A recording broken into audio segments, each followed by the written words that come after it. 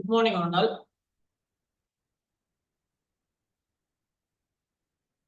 Group 2 mains first class.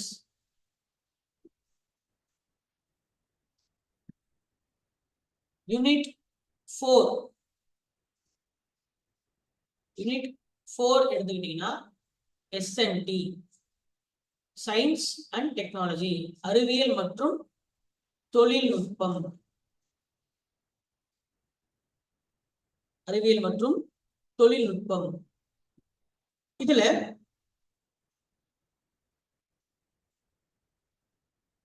என்னென்ன topics இருக்குன்னு பாத்தீங்கன்னா கம்ப்ளீட்லி வந்து பாத்தீங்கன்னா இதுல வந்து நம்ம 1 2 3 4 5 6 7 8 9 10 11 12 டாபிக்ஸ் இருக்கு. மொத்தம் உங்களுக்கு வந்து ஒரு 12 டாபிக்ஸ் இருக்கு. நான் இதை சப்டிவைட் பண்ணி உங்களுடைய அஃபிஷியல் சிலபஸ் எடுத்து பார்த்தீங்கன்னா கன்ஃபியூஸ் ஆகும். நான் மொத்தமா இது வந்து ஒவ்வொரு ஆங்கிளா பிரிச்சிருக்கேன். சரியா? டாபிக்ஸ் அண்ட் சப் டாபிக்ஸா மொத்தமா உங்களுக்கு வந்து ஒரு 12 டாபிக்ஸ் இருக்கு. ஸோ அந்த 12 டாபிக் வந்து பாத்தீங்கன்னா நம்ம வந்து வெவ்வேறு ஜானர் தலைப்புகள் 12 வெவ்வேறு தலைப்புகள்ல நம்ம அறிவியலையும் அதை சார்ந்த தற்போது இருக்கக்கூடிய தொழில்நுட்பத்தையும் நம்ம வந்து படிக்க போறோம். சரியா? சார்ந்த தொழில்நுட்பத்தை படிக்க போறோம். இப்போ முதல்ல அதுக்குள்ளெல்லாம் போறதுக்கு முன்னாடி இது ஒரு கம்ப்ளீட்லி ஒரு டைனமிக் சப்ஜெக்ட். டைனமிக்னா உங்களுக்கு ரிசோர்சஸ் வெளியில இருந்தா வரும் இல்லையா? புக்ல படிக்கலாம் முடியாது. அதனாலதான் நம்ம இது முதல்ல ஸ்டார்ட் பண்றோம். அண்ட் ஃபர்ஸ்ட் சயின்ஸ் அண்ட் டெக்னாலஜினா என்ன? எக்ஸாம் அப்படின்ற பெர்ஸ்பெக்டிவ்ல தேவை இல்லைனாலுமே அறிவியலும் தொழில்நுட்பமும் என்னன்றது புரிஞ்சுக்கணும். What is science? அறிவியல் அப்படின்னா என்ன? நம்ம சின்ன வயசுல படிக்கிறீங்களே. அறிவியல்னா என்னப்பா?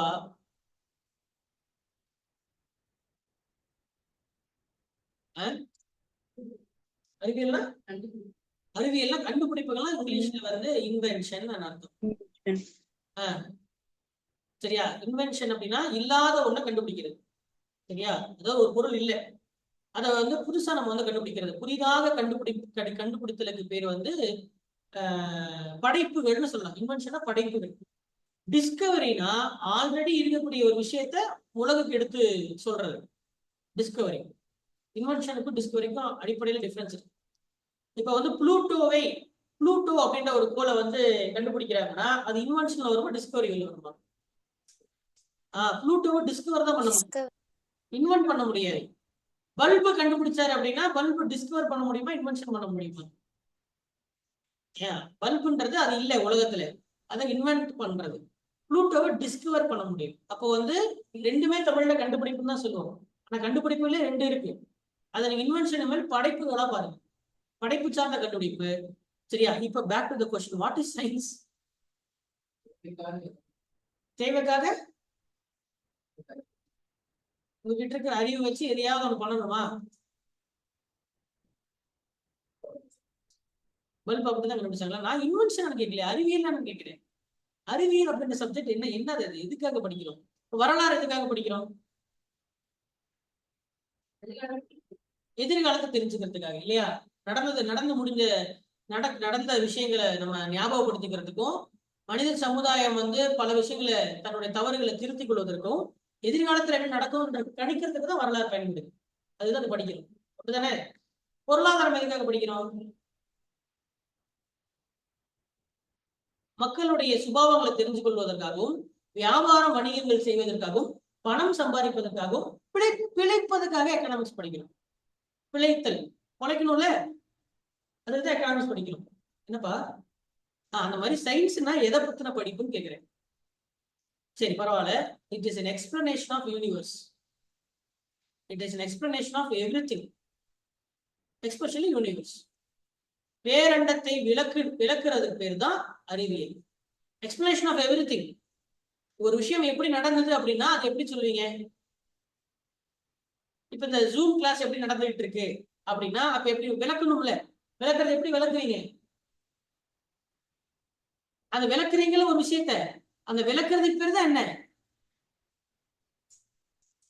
எக்ஸ்பிளனேஷன் ஆஃப் எவ்ரிதிங்மா. புரியலன்னு நினைக்கிறேன். புரியுதா? ஃபேன் ஓடுது அப்படின்னா எப்படி ஓடுது? அது சயின்ஸ். சரியா? வானமே ப்ளூ கலர்ல தெரியுது, எப்படி ப்ளூ கலர் தெரியுது? அது சயின்ஸ். பொருள் ஒரு பேனா கீழே போட்டா கீழே விழுது, ஏன் கீழே விழுது? அது சயின்ஸ். சரியா? எப்படி நான் ஒரு விஷயத்த பாக்குறேன், என் கண்ணு எப்படி செயல்படுது, அப்ப அதுவும் சயின்ஸ். அது பயாலஜில வர சயின்ஸ். லைட் அப்படின்னா என்ன? அது பிசிக்ஸ்ல வர சயின்ஸ். நான் சாப்பிட்டது எப்படி சத்தா மாறுது, அது கெமிஸ்ட்ரியில வர சயின்ஸ். ஒரு பொருள் நான் வந்து இது கூட கலந்தா இப்படி வரும் அப்படின்னா அது எப்படி தெரியுதா? அது கெமிஸ்ட்ரியில வர சயின்ஸ். மொத்தத்துல சயின்ஸ் என்ன? எக்ஸ்பிளனேஷன், விளக்கிறது. உலகத்தையும் உங்களை சுத்தி நடக்கக்கூடிய எல்லா விஷயத்தையும் நீங்க சயின்ஸ்ங்கிற பார்வையில நம்ம அதை படிச்சு தெரிஞ்சுக்கணும். Your explaining and learning. ஏன் நடக்குது அப்படின்னு, எதுக்கு நடக்குது, ஆமா இல்லையா? இதோட வேற ஏதாவது பெஸ்ட் எக்ஸ்பிளனேஷன் இருக்கா? கரெக்டா பொருந்ததா இல்லையா? சரி, டெக்னாலஜினா என்ன போகும்? அவ்வளவுதான். Application of tech. என்ன நடக்குது, எப்படி நடக்குதுங்கிறத புரிஞ்சுக்கிட்டு அந்த அறிவியலை நமக்கு சாதகமா யூஸ் பண்ணிக்கிட்டீங்கன்னா அதுக்கு பேர் தான் டெக்னாலஜி. பயன்பாடு. அந்த அறிவியலை நீங்க பயன்படுத்தணும். சரியா? அந்த அறிவியலை உங்களுக்கு சாதகமா பயன்படுத்திக்கிட்டீங்கன்னா அதுக்கு பேர் டெக்னாலஜி, வேற ஒண்ணும் கிடையாது. இப்போ இங்க ஒரு காந்தம் இருக்கு. சரியா? இங்கிட்ட ஒரு காந்தம் இருக்கு. இது நார்த் இது சவுத் இருந்தா ரெண்டு ஒட்டிக்குமா விலகிக்குமா? இது நார்த் சவுத் இருந்தா ஒட்டிக்குமா விலகிக்குமா? ஒட்டிக்கும். சரியா? இப்ப நார்த் இருந்தா விலகும். அது ஏன் விலகுது அப்படின்னு படிச்சா அது வந்து சயின்ஸ். எதுல வரும்? என்ன சப்ஜெக்ட்ல?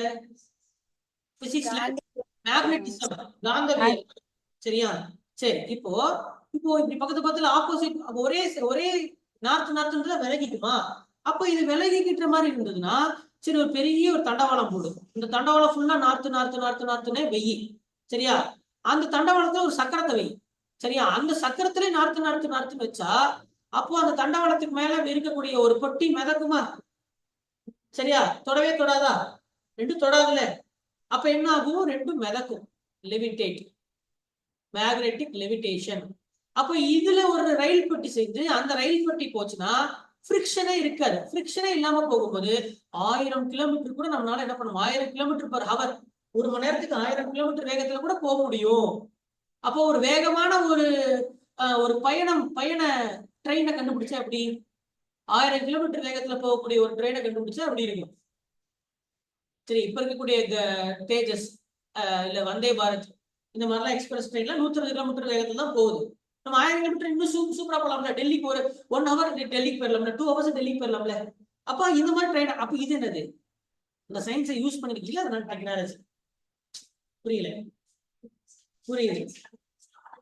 சயின்ஸ்ன்றது கண்டுபிடிக்கல, சயின்ஸ்ன்றத தெரிஞ்சுக்கிறீங்க. You learn, you explain. சரியா? You learn and explain. Radio அலைகள் அப்படின்னா என்ன அப்படின்றது வந்து, ரேடியோ அலைகள்ங்கிறது என்னது? அது வந்து இயற்கையில இருக்கக்கூடிய ஒரு மின்காந்த அலைக்கற்றை. It's electro magnetic wave. ஒரு அலை, மின்காந்த அலை. சரியா?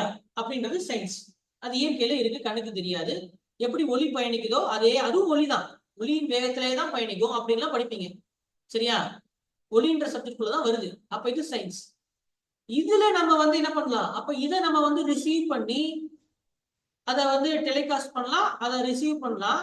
அது மூலியமா நம்மளால என்ன பண்ணிக்க முடியும்? ஒளியுடைய வேகத்துல நம்மளால ஒளி எந்த வேகத்துல பயணிக்குமோ அந்த வேகத்துல நம்மளால பேசிக்கொள்ள முடியும், தொடர்பு கொள்ள முடியும், கம்யூனிகேட் பண்ணிக்க முடியும்.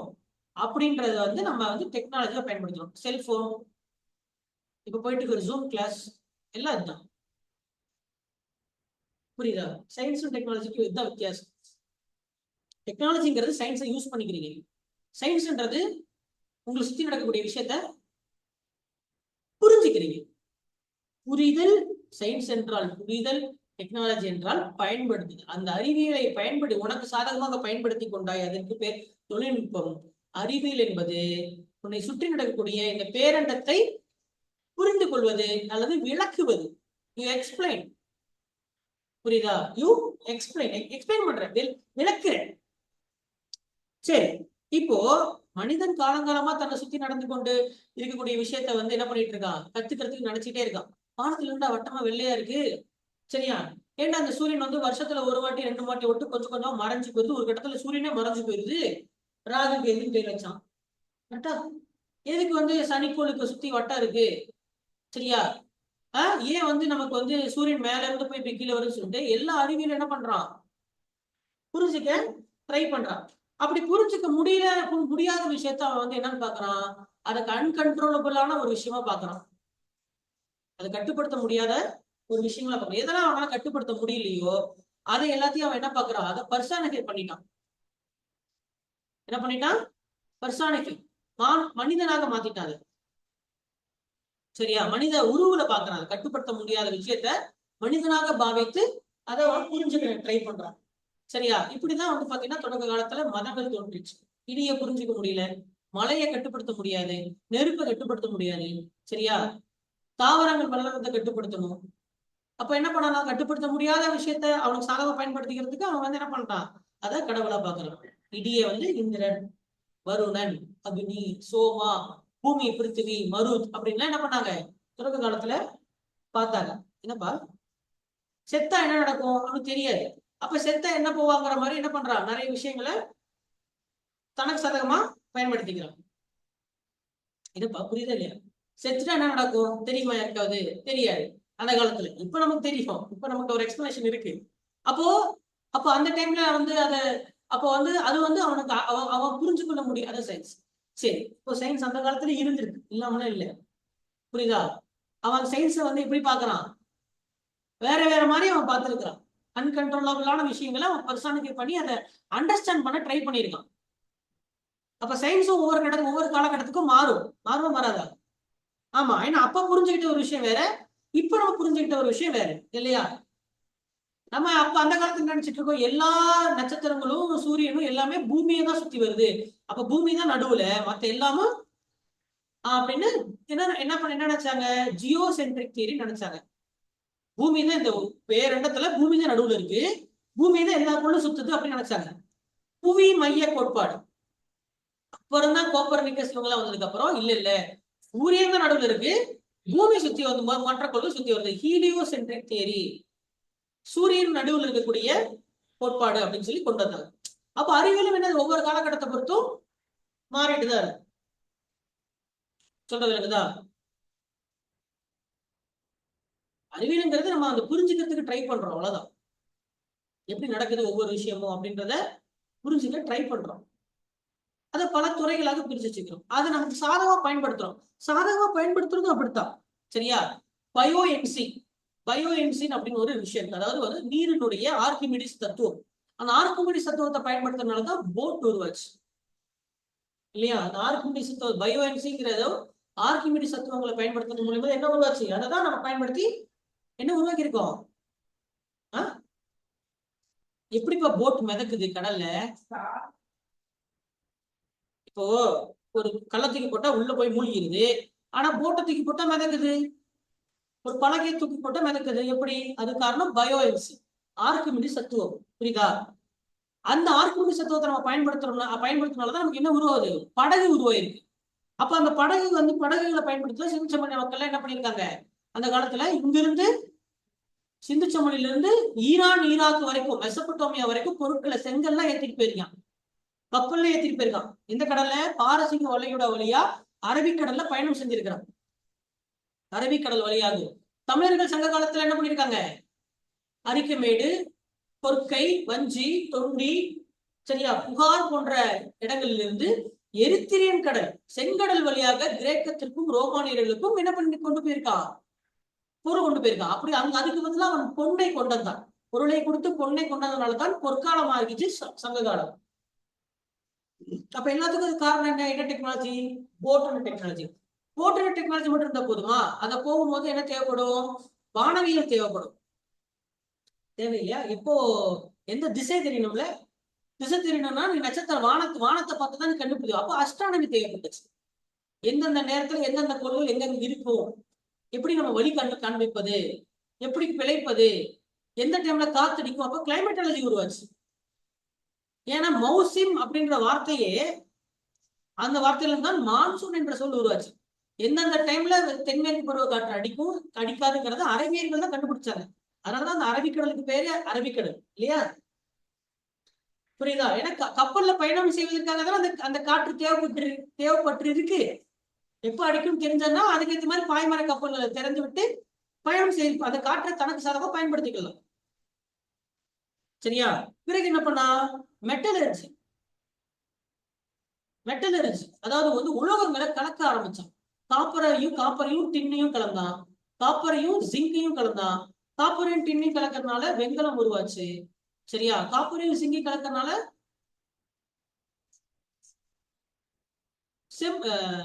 பித்தளை உருவாச்சு இல்லையா?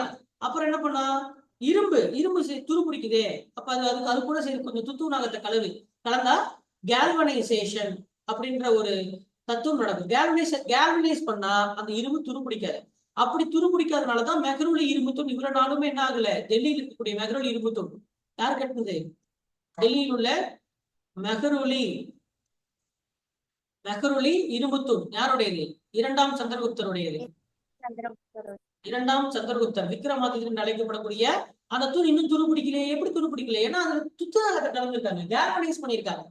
அப்ப உலோகங்களை எப்படி கடக்கணும், உலோகங்களை எப்படி வந்து மண்ணில இருந்து பிரித்தெடுக்கணும் அப்படின்ற விஷயங்கள்லாம் அவனுக்கு தெரிஞ்சிருக்கு.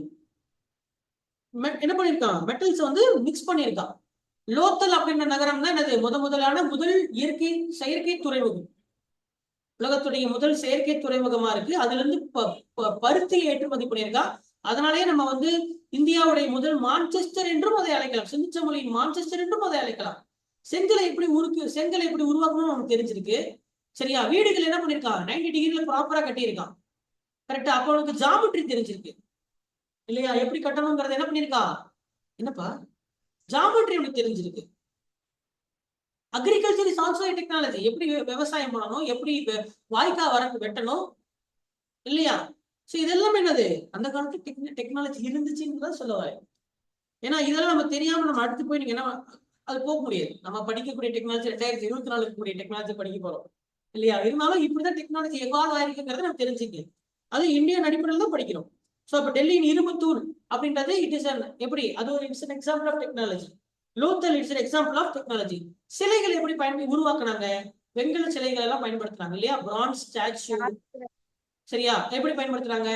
லாஸ்ட் வேக்ஸ் டெக்னிக், மெழுகு தொழில்நுட்பம் அப்படின்ற ஒரு தொழில்நுட்பத்தை பயன்படுத்தி தான் சிலைகளை வடிச்சிருக்காங்க. What is lost wax technique? Lost wax தொழில்நுட்பம் அதாவது தெரியுமா காயத்ரி? சொல்லுங்க. மெழுகு தொழில்நுட்பம்னா என்ன?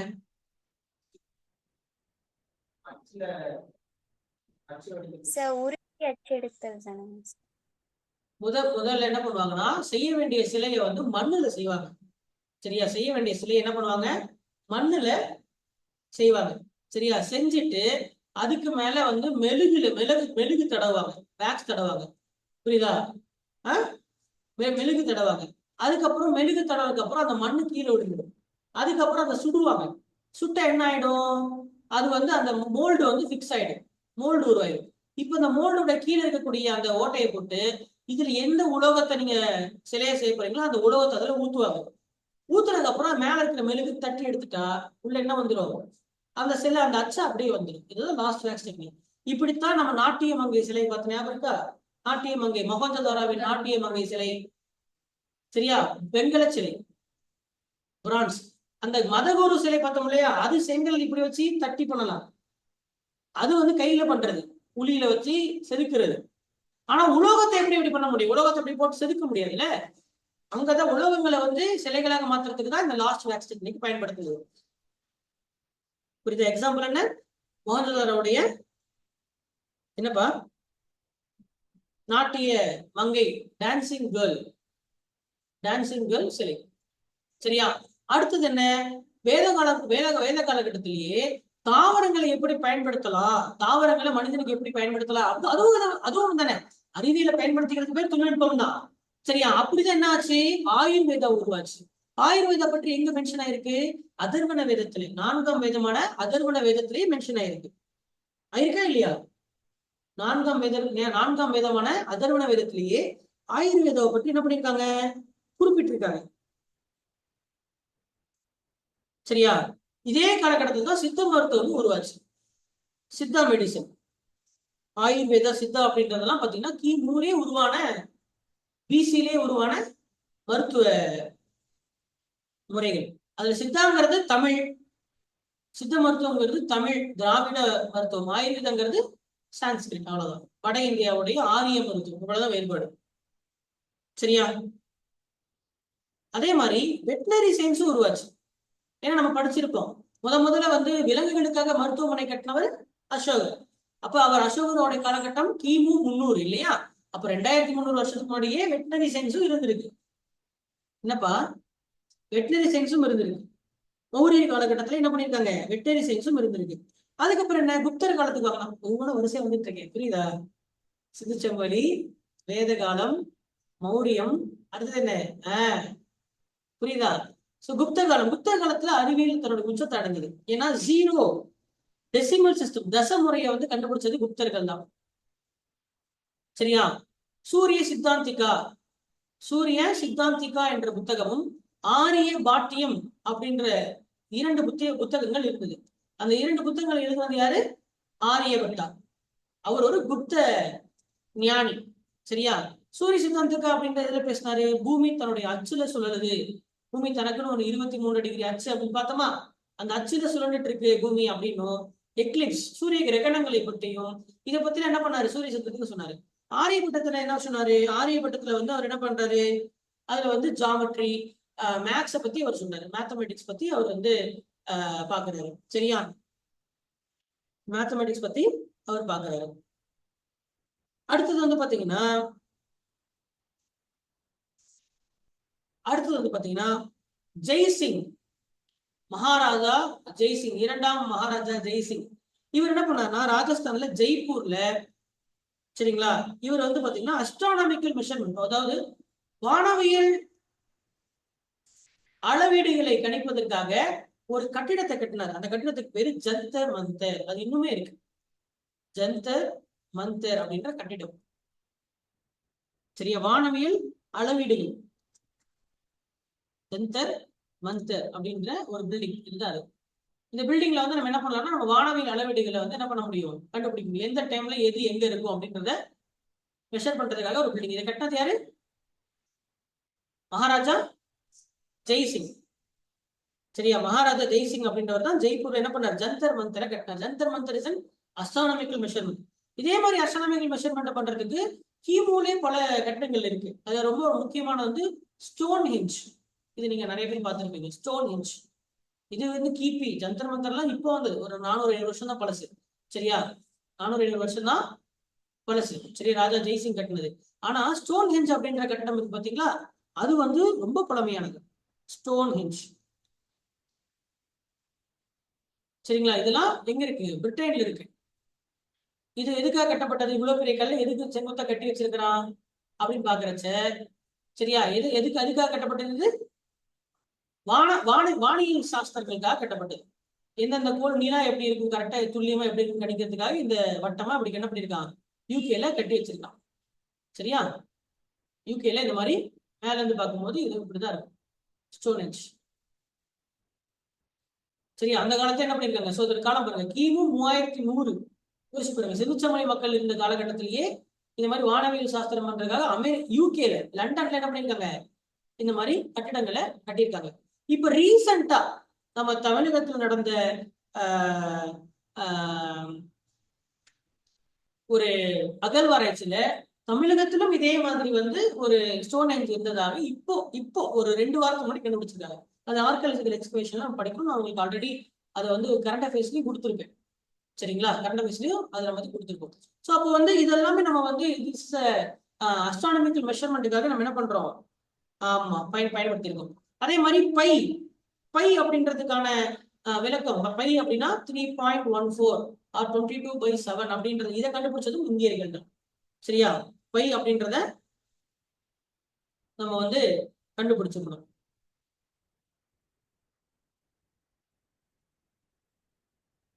சரியா? புத்தயானா அப்படின்ற ஒரு இந்தியர் தான் ஃபாதர் ஆஃப் ஜியாமெட்ரி. புத்தயானா அப்படின்றவர் தான் இது ஃபாதர் ஆஃப் ஜியாமெட்ரி. சரியா? இவர் தான் பாத்தீங்கன்னா முதல்ல பைய கண்டுபிடிச்சார். புத்தயானா தான் என்ன பண்ணாரு, பைய கண்டுபிடிச்சிருக்காரு. பித்தாகரஸ் தியரம் ஞாபகம் இருக்கா? பித்தாகரஸ் தியரம் அதுக்கு முன்னாடியே is a pioneer of Pythagoras theorem. Baudhayana தியரம்னே இருக்கு. அதுக்கப்புறம் பாருங்க சுஷ்ரதர், சுஷ்ரதா இவர் தான் father of plastic surgery. Plastic சர்ஜரின்னு அழகுக்காக நீ வந்து அறுவை சிகிச்சை பண்ணேன்னா அழகு அறுவை சிகிச்சை அப்படிங்கறதா பிளாஸ்டிக் சர்ஜரி. சுஷ்ரதா சரியா? இவர் தான் வந்து பாத்தீங்கன்னா ஃபர்ஸ்ட் ரைனோபிளாஸ்டியா பண்ணிருக்காரு. ரைனோபிளாஸ்டினா மூக்கு வந்து அழகா மாத்துறது. இப்போ சில பேர் மூக்கு கொஞ்சம் புடைப்பா இருக்கும் இல்லையா? அப்படி மூக்கு புடைப்பான மூக்கை வந்து அழகா அப்படி ஷார்ப்பா பண்றதுக்கு பேர் தான் ரைனோபிளாஸ்டி. அதே மாதிரி பாத்தீங்கன்னா கேட்ராக்ட் சர்ஜரி இவர் பண்ணியிருக்காரு. கேட்ராக்ட் ஃபாதர் ஆஃப் சர்ஜரி இவர் தான். கண் புரையை நீக்கியவர். கண் புரை தெரியும் இல்லையா? இவர் வந்து சுஷ்ரத சம்ஹிதம் அப்படின்ற புத்தகத்தை எழுதியிருக்காரு. சுஷ்ரத சம்ஹிதம் அப்படின்ற புத்தகத்தை இவர் எழுதியிருக்காரு. சரியா? சுஷ்ரத சம்ஹதம். அதே மாதிரி முதலாக அட்டாப்சி பண்ணவர் இவர் தான். பிரேத பரிசோதனை, அட்டாப்சி, போஸ்ட்மார்டம் சொல்லுவாங்க இல்லையா? போஸ்ட்மார்டம் சரியா? அட்டாப்சி பண்ணவரும் இவர் தான். இவர் கிமுவை சார்ந்தவர். சரியா? இவருடைய காலம் வந்து கிமு. காலம் வந்து கிமு. கனடா அப்படின்ற ஒரு துறவி இருக்காரு. சரிங்களா? இந்த கனடாங்கிற துறவி தான் வைசேஷிக்க அப்படின்ற ஒரு வேதாந்த கொள்கை சூத்திரத்தை சொன்னவர்.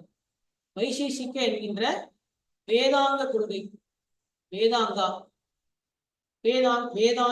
வேதாந்த கொள்கையை சூத்திரத்தை சொன்னவர். இந்த வைசேஷிக வேதாந்த கொள்கையில சரியா இவர் என்ன பேசியிருக்காரு அப்படின்னா லாஸ் ஆஃப் மோஷன்ஸ் பத்தி பேசியிருக்காரு. லாஸ் ஆஃப் மோஷன் பத்தி பேசியிருக்காரு. அதே மாதிரி அணு அப்படின்ற ஒரு வார்த்தையை பயன்படுத்தியிருக்காரு. ஸோ அப்ப அது ஆட்டோமேட்டிக்கா அது வந்து அட்டாமிக் தியரின்னு கூட நம்ம சொல்ல முடியும். சரி, இருக்கிறதுலே வெட்ட முடியாத ஒரு சிறு துகள். சரி, ஆட்டம் இஸ் இன்டிவிசிபிள் அப்படின்ற மாதிரி என்ன பண்ணியிருக்காரு. பட் ஆட்டம் இஸ் இன்டிவிசிபிளா? ஆட்டம் இஸ் இன்டிவிசிபிளா? Atom is divisible.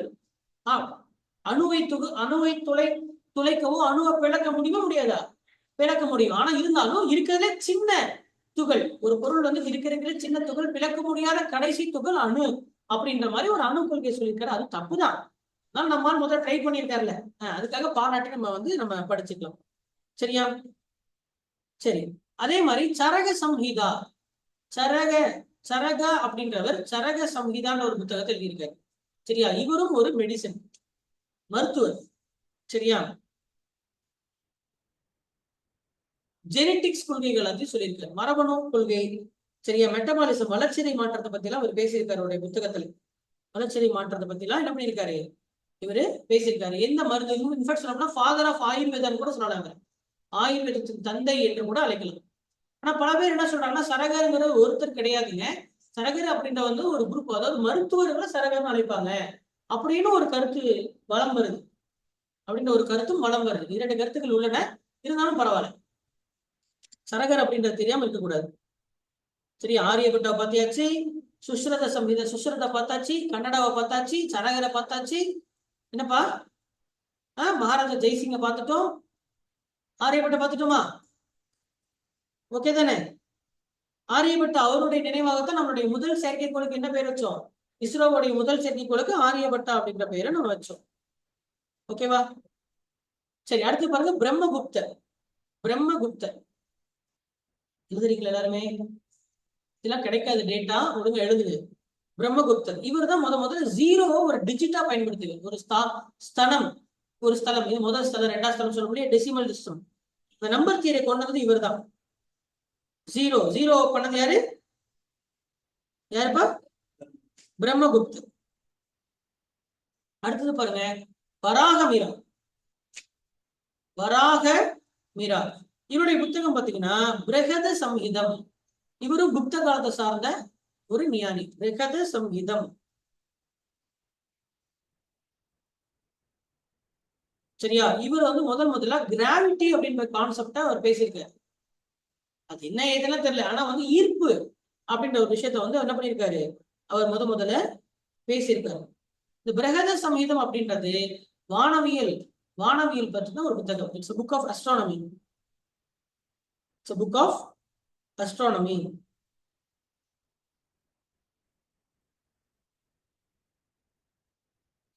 Book of astronomy. அடுத்து பாருங்க, அடுத்து பாத்தீங்கன்னா மைசூரியன் ராக்கெட்ஸ். உலகத்துக்கு ராக்கெட்டை அறிமுகப்படுத்தியதே, உலகத்துக்கு முதல்ல ராக்கெட் அப்படின்ற ஒரு விஷயத்தை அறிமுகப்படுத்தியது அப்படின்னு சொல்லி பாத்தீங்கன்னா அது வந்து நன் அதர் தன் ஹைதர் அலி. சரியா? அந்த ராக்கெட் ஆனா அவர் வந்து மூங்கில்கள்ல அவர் செஞ்சிருந்தார்.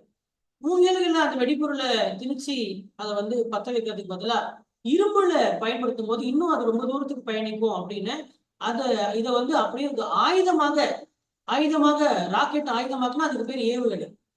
சரியா? ராக்கெட்டை பத்த வச்சு விட்டா அது தீபாவளி பட்டாசு. சரியா? அதே ஆயுதமாக்குனா அது ஏவுகணை. அப்ப அந்த ஏவுகணையின் தந்தை, ஃபாதர் ஆஃப் மிசைல் அப்படின்ற அந்த பட்டமே உலகத்துக்கு வந்து யாருதான் சொல்லணும், யாருக்கு தான் கிடைக்கணும், கிடைச்சிருக்கு, திப்பு சுல்தானுக்கு தான் கிடைச்சிருக்கு. ஸோ ஃபாதர் ஆஃப் மிசைல் தான் திப்பு சுல்தான். மைசூரியன் ராக்கெட்ஸை முதல்ல பயணியர் பண்ணது ஹைதர். அவங்க அப்பா பண்ண விஷயத்த அவரு மிசைலா மாத்துறாரு. இந்த மிசைல திப்பு சுல்தானை வந்து நான்காவது மைசூர் போர்ல 1799 அவர் இறந்ததுக்கு பின்பு அவர் பல இதை வந்து புதைக்க சொல்லிட்டாரு. இது வந்து பிரிட்டிஷ் கையில கிடைக்க கூடாது இது அப்படின்னு சொல்லிட்டு புதைக்க சொல்லிட்டாரு. இருந்தாலும் அவருடைய இறப்பிற்கு பிறகு பல இடங்களை செரிங்கப்பட்ட கோட்டையை ஃபுல்லா சூறையாடி அந்த புதைச்ச பல ராக்கெட்டுகள் எடுத்துட்டு போயிட்டு அதை ரிவர்ஸ் இன்ஜினியர் பண்ணி தான் கான்கிரீவ் ராக்கெட்டுகள் என்று கண்டுபிடிச்சாங்க. கான்கிரீவ் ராக்கெட்ஸ். இந்த ராக்கெட்ஸை பயன்படுத்தி தான் பர்மா போர்ல ஜெயிக்கிறான் வெள்ளக்காரன். சரியா? பர்மா போர்ல ஜெயிச்சதுக்கான காரணம் யாரு? திப்பு சுல்தானுடைய அந்த ரிவர்ஸ். இது அப்படி டெவலப் பண்ணி தான் இன்னைக்கு வந்து என்னது அக்னி ஏவுகணை, பிரம்மோஸ் ஏவுகணை அப்படின்னா ஏவுகணையா இருக்கு. இப்ப ஏவுகணையின் தந்தை என்று அழைக்கப்படுவர் யார் தான்? திப்பு சுல்தான். சரியா? ஏவுகணை மனிதன் என்று அழைக்கப்படுவர் அப்துல் கலாம். ஏவுகணை மனிதன், மிசைல் மேன் அப்படின்றதுக்கும் புரியுதா? இதையும் கன்ஃபியூஸ் பண்ணிக்காதீங்க. அப்ப வேத காலத்தை தொட்டு சரியா இப்போ வரைக்கும் பாத்தீங்கன்னா தொழில்நுட்பங்கள் இந்தியாவுல பல இருந்திருக்காங்க. அறிவியல் கோட்பாடுகளை பல பேர் பேசியிருக்கிறாங்க. மைசூரியன் ராக்கெட்ஸ்ங்கிறது டெக்னாலஜி. புரியுதா? இது டெக்னாலஜி. மற்றதெல்லாம் மெடிசனும் டெக்னாலஜி தான். புரியுதா? மெடிசன், மருத்துவம் அப்படின்றது. ஆனா இந்த அட்டாமிக் தியரி அப்புறம் வந்து ஆரியப்பட்ட எழுதுனதுலாம் அது சயின்ஸ். அப்ளை பண்ணவே இல்லை அது. புரியுதா நான் சொல்றது? சயின்ஸ் டெக்னாலஜி டிஃபரன்ஸ் புரியுதா? பிரம்மகுப்தா கண்டுபிடிச்சது சயின்ஸ், மேத்தமெட்டிக்கல் சயின்ஸ். பைய கண்டுபிடிச்சது மேத்தமெட்டிக்கல் சயின்ஸ். ஜாமெட்ரி புத்தகம் கண்டுபிடிச்சது மேத்தமெட்டிக்கல் சயின்ஸ். சரியா? இது சுஷ்ரதா மெடிக்கல் சயின்ஸ். ஓகேவா? அப்ளை பண்ணாதான் உங்களுக்கு வந்து டெக்னாலஜியா மாறும். அதே மாதிரி 2ஆம் சந்திரகுப்தர் பண்ணது அதெல்லாம் சரியா? அக்பர் என்ன பண்ணாரு? வெடிபொருளை பயன்படுத்தி கூலிங் சிஸ்டத்தை கண்டுபிடிச்சாரு. அந்த கூலிங் சிஸ்டத்தை அடிப்படையில தான் நம்ம இப்ப ஃப்ரிட்ஜ்ல வேலை செஞ்சுட்டு இருக்கு. சரியா? ஸோ ஃப்ரிட்ஜுக்கு வந்து அடித்தளம் போட்டது இவர் தான். சரியா? ஆமா, இது உங்க ஸ்கூல் புக்லயே இருக்கு, படிச்சிருக்கீங்க. ஸோ அப்ப காலகாலமா வந்து நம்ம இன்ஃபேக்ட் கற்கால மனிதன் பெரிய ஒரு கல்லை இப்படி ஆயுதமாக மாத்தலாம் அப்படின்னு சொல்லி டெக்னாலஜி பேர் என்ன? Acheulean technology. ஆமாவா? அச்சூலியன் பேரே டெக்னாலஜி தானே. ஒரு கல்ல ஆயுதமா மாத்தலாம். ஒரு பாறை இருக்கு, அந்த பாறைய சொரக்கா வடிவில மாத்தணும்னா அது என்னது? அது அச்சூலியன் கல், ஆயுதம் அப்படின்ற மாதிரி நம்ம என்ன பண்றோம், செய்யறோம். நெருப்புங்கிறது இன்வென்ஷனா டிஸ்கவரியா? ஜாவா மனிதன் ஹோமோ எரெக்டஸ் கண்டுபிடிச்சது, அது இன்வென்ஷன் என்று அழைப்பீர்களா அல்லது டிஸ்கவரி என்று அழைப்பீர்களா? இன்வென்ஷன். நெருப்பு முதல்ல எப்படி இன்வென்ட் பண்ண முடியும் முதல்ல? அப்ப ஜாவா மனிதன் அத நெருப்பை கண்டுபிடிக்க முன்னாடி பூமியில நெருப்பே இல்லையா? இன்வென்ஷன் என்ன? டிஸ்கவரினா என்ன? ஆல்ரெடி இருக்கிறத கண்டுபிடிக்கிறது. அப்ப ஃபயரை டிஸ்கவர் பண்ணாரா, இன்வென்ட் பண்ணாரா? எப்படி உருவாக்கணுங்கிற வித்தையை கத்துக்கிட்டான். அது டெக்னாலஜி. புரியுதா? ஃபயர் ஆல்ரெடி இருக்குது.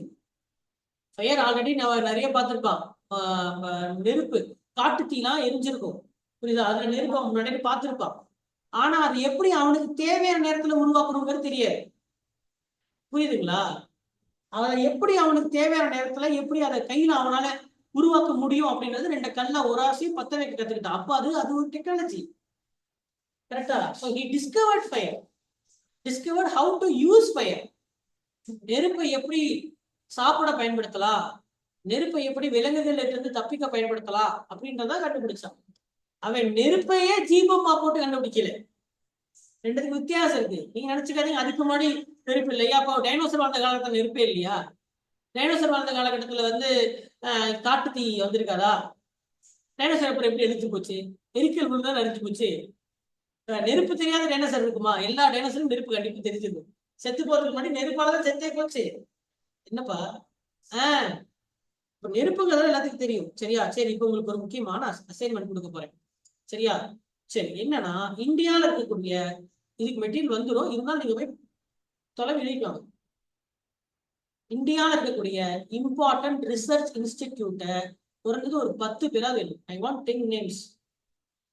சரியா? அந்த இன்ஸ்டிடியூட்டோட பேரு, அது எங்க இருக்கு, அதோட ஹெட் குவார்டர்ஸ் எங்க, அங்க என்னத்தை ரிசர்ச் பண்றாங்க, அங்க என்ன ஆராய்ச்சி பண்றாங்க, நெல்லை வச்சு ஆராய்ச்சி பண்றானா, இல்ல தடுப்பூசியை கண்டுபிடிக்கிறானா, இல்ல வைரஸ் ஆராய்ச்சி பண்றானா, இல்ல உருளைக்கிழங்கு ஆராய்ச்சி பண்றானா? சரியா? என்ன எல்லாத்துக்கும் என்ன இருக்கு, ஆராய்ச்சி லிங்க் இருக்கு. இந்தியால படிக்கணும், அதுலயும் குறிப்பா தமிழ்நாட்டில் இருக்கக்கூடிய ரிசர்ச் இன்ஸ்டிடியூட்டை கண்டுபிடிச்சிட்டு. சரியா? என்னென்ன பேரு? குறைஞ்சது 10, குறைஞ்சது 10 இருக்கணும். நீ நிறைய கண்டுபிடிச்சதுனால ஓகே தான். அதோட ஹெட் குவார்டர் எங்க, அவங்க என்ன ஆராய்ச்சி பண்றாங்க அப்படின்றத என்ன பண்ணிட்டு வரீங்க, எழுதிட்டு வரீங்க. இந்த அசைன்மெண்ட் என்னப்பா பண்ணிடுவீங்களா? இல்ல நான் பண்ணி சொல்லணுமா? பண்ணிடுவீங்கல்ல?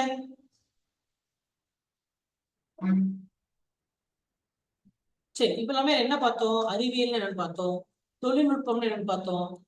ஏன்ஷியன்ட்ல, அதாவது நம்ம தொடக்க காலத்துல இருந்து இந்தியாவில் இருக்கக்கூடிய மிக முக்கியமான அறிவியல் சாதனைகள். சரியா? Indian science, Indian scientist. சரியா? இதெல்லாம் பார்த்தோம். இப்போ அறிவியல் அப்படின்னாலே அறிவியல் துறையில மிக உயரிய விருது என்ன? அறிவியல் துறையுடைய மிக உயரிய விருது, ஏதாவது பெருசா கண்டுபிடிச்சிருக்க, மனுஷனுக்கு மிகப்பெரிய ஒரு அர்ப்பணிப்பு கொடுத்திருக்கேன்னா அதுக்கு என்ன பாராட்டுவாங்க? நோபல் பரிசு. நோபல் பரிசு. Very good. இந்த இந்த நோபல் பரிசு, இந்த நோபல் இல்ல இது ஒரு ஏவா பியா? Nobel price. சரியா? நோபல்ங்கிறதே தப்பு, நொபெல். அவர் பேர் ஆல்ஃபிரட் நொபெல். ஓகேவா? ஆல்ஃபிரட் நொபெல், நொபெல் பிரைஸ், இதுதான் கரெக்டானது. இந்த நோபல்னா கண்ணியமான, ஒழுக்கமான அப்படின்னு அர்த்தம், சான்றோர் என்ற பொருள். இது மனுஷனுடைய பேர், நோபெல், நொபெல் பிரைஸ். சரி, ஆல்ஃபிரட் நொபெல் என்பவரால் கொண்டாடப்பட்ட, ஆல்ஃபிரட் நொபெல் என்பவரால் கொண்டாடப்பட்ட அந்த விருதுதான் அவருடைய சொத்தை, அவர் கண்டுபிடிச்சு அவர் சம்பாதிச்ச சொத்தை எல்லாத்தையும் இந்தியாவில் இல்ல, உலகத்தில் இருக்கக்கூடிய எல்லா சயின்டிஸ்டும் நோபல் பரிசு தான் உயரிய விருது. சரியா? இந்தியாவில் இருக்கக்கூடிய இல்ல, உலகத்தில் இருக்கக்கூடிய எல்லாத்துக்கும் உயரிய விருது நோபல் பரிசு தான். வருஷம் வருஷம் கொடுப்பாங்க. சரியா? என்னென்ன துறை கொடுப்பாங்க? மருத்துவம், பிசிக்ஸ், எழுத வேண்டாமா? தெரியுமா தம்பி? தெரியுமா? கெமிஸ்ட்ரி, இலக்கியம், பொருளாதாரம், அமைதி, 6 துறை. பயாலஜி கொடுப்பாங்களா? பயாலஜிக்கு கிடையாது, மருத்துவத்துக்கு தான் என்ன இருக்கு. ஆமா. சரியா? இது கூடவே இப்ப 2020 கடைசி 23 கொடுத்துருப்பாங்க. 23 நோபல் பரிசு யாரு வாங்கினாங்கன்னு எனக்கு வேண்டாம், அது தேவையில்லை எனக்கு. சரியா? எதுக்கு வாங்கினாங்கன்னு இல்லைங்களா? எதுக்கு வாங்கினாங்க, என்ன அப்படி சாதிச்சிட்டான்னு உனக்கு அதை கொடுத்தாங்க. சரியா? எதுக்கு வாங்கினாங்கன்னு எனக்கு வேணும், யார் வாங்கினா எனக்கு வேணும். அசைன்மெண்ட் என்ன, எதுக்காக வாங்கினாங்க,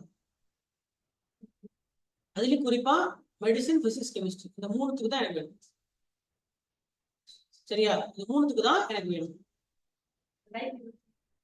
கடைசியா. சரியா? என்ன கண்டுபிடிச்சதுக்காக இது 3த்துக்கு மட்டும் வேணும். சரியா? 2023 மட்டும் வேணா, 2020 பார்த்துட்டாங்க. 20, 21, 22, 23 ஒரு 4 வருஷம் பார்த்துட்டாங்க.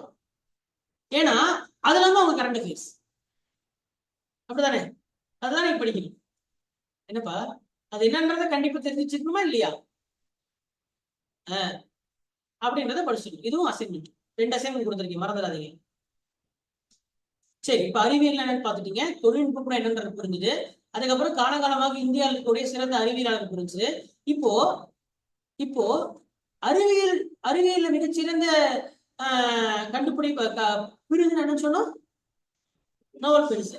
இந்தியாவில இது வரைக்கும் எத்தனை பேர் நோபல் பரிசு வாங்கியிருக்காங்க அப்படின்றது வேணும் இல்லையா? இந்தியாவில எத்தனை பேர் நோபல் பரிசு வாங்கியிருக்காங்க? Indian Nobel laureate, Indian Nobel laureates அப்படின்றதுதான் உங்களுக்கு வந்து பார்ப்போம். சோ முக்கியமான Indians, contribution of Indians in science and technology. முதல்ல நமக்கு தெரிஞ்சவர் யாரு? நம்ம சர் சி.வி. ராமன் இல்லையா? சி.வி. ராமன். இவர் கண்டுபிடிச்சது என்ன?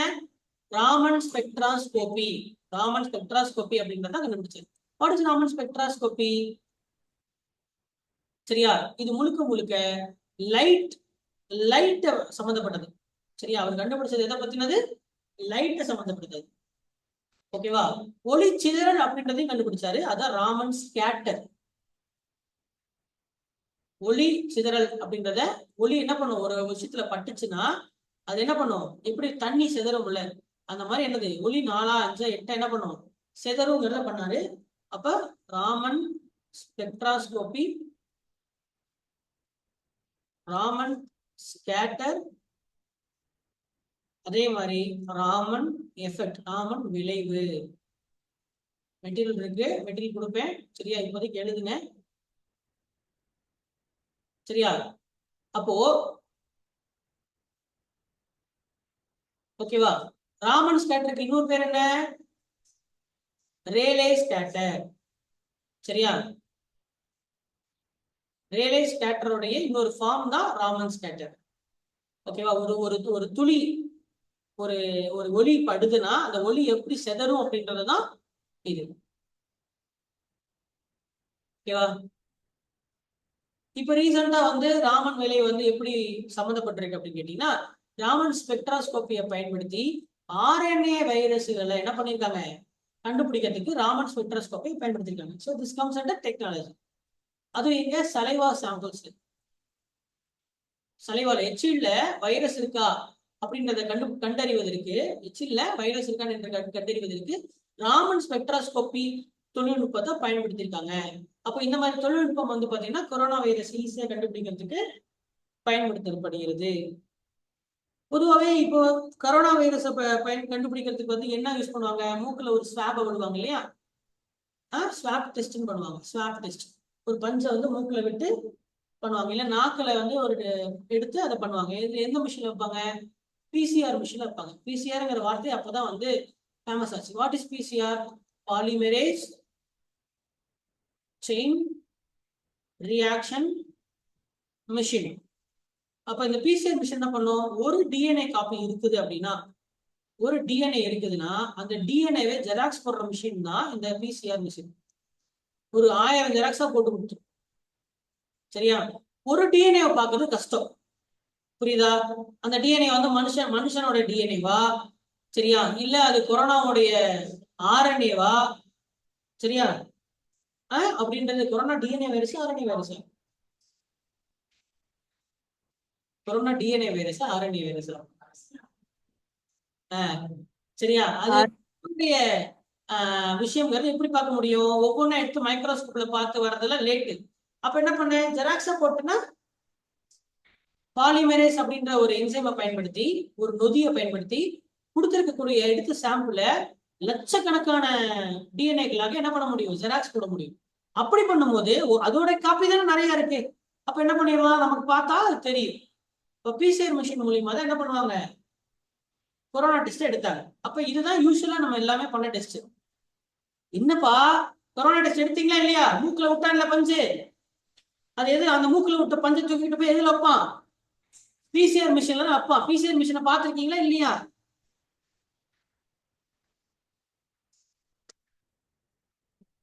இதுதான் அந்த மிஷின். புரியுதா? இந்த ஸ்பேங்கல்ல உங்க மூக்குல விட்டாங்களே அது சாம்பிள் அதுல உள்ள வச்சுட்டீங்கன்னா அந்த டிஎன்ஏ மூக்குல ஒரு எடுத்து வந்து அந்த எச்சிலையோ இல்ல அந்த சளியிலையோ ஒரு டிஎன்ஏ இருக்கும்ல, அந்த டிஎன்ஏ ஒரு டிஎன்ஏ தான் கொஞ்சம் தான் இருக்கும். அதை அப்படியே ஜெராக்ஸ் போட்டு அதை ஸ்கேன் பண்ணி உங்களுக்கு காட்டும். அதான் பிசிஆர். புரியுதா? அப்படி பார்க்கும்போது அதுல வந்து உங்க டிஎன்ஏ மனுஷ டிஎன்ஏனா அதுல 24 குரோமோசோம் இருக்கும், 23 குரோமோசோம் ஜோடி இருக்கும். கரெக்டா? இல்லையா? அப்ப அதுல ஆர்என்ஏ இருக்கா இல்லையான்ற வேற ஏதோ ஒன்று இருக்குன்னா அது வைரஸ் தானே. புரியுதா? இதுதான் பிசிஆர் மிஷின். எழுதிட்டீங்களா? Polymerase chain reaction. ஓகேவா? சரி, இப்போ அதுல ராமன் ஸ்பெக்ட்ராஸ்கோப்பியும் பயன்படுத்தியிருக்காங்க. எப்படி? ஆர்என்ஏ வைரஸை கண்டுபிடிக்கிறதுக்காக பயன்படுத்தியிருக்காங்க. COVID-19 பேண்டமிக்ல இது வந்து ஒரு முக்கியமான விளைவா இருக்கு. ஓகேவா? அப்போ ஒரு லேசரை வந்து ஒரு பொருள் மேல விடுறோம் அப்படின்னா இது எப்படிலாம் சிதறும்? ஒரு ஆன்டி ஸ்டோக்ஸ் லைனா சிதறுது. சரியா? அப்புறம் ரேலே ஸ்கேட்டரிங் ஒரு விதமா சிதறுது. அப்புறம் ஸ்டோக்ஸ் லைனாவும் சிதறுது. அதுல ரேலே ஸ்கேட்டரிங் அப்படின்றதோட எக்ஸ்ட்ராவா இன்னும் வேற ரேலே ஸ்கேட்டரிங்கிறது சிதறல் தான். ஆனா அந்த சிதறல் இல்லாம வேற விதமாவும் அந்த ஒளி என்ன ஆகுது, பட்டு தெரிக்குதுங்கிறத கண்டுபிடிச்சாரு. அதுல ஆன்டி ஸ்டோக்ஸ் அப்படின்ற ஒரு சிதறல் இருக்கு, ஆன்டி ஸ்டோக் அப்படின்ற ஒரு சிதறல் இருக்கு. சரியா? ஸ்டோக்னா என்ன, ஆன்டி ஸ்டோக்னா என்ன? ஸ்டோக்குங்கிறது அதுல அலைநீளத்தை எடுக்கிறாங்க. லாம்டான அலைநீளம் தானே.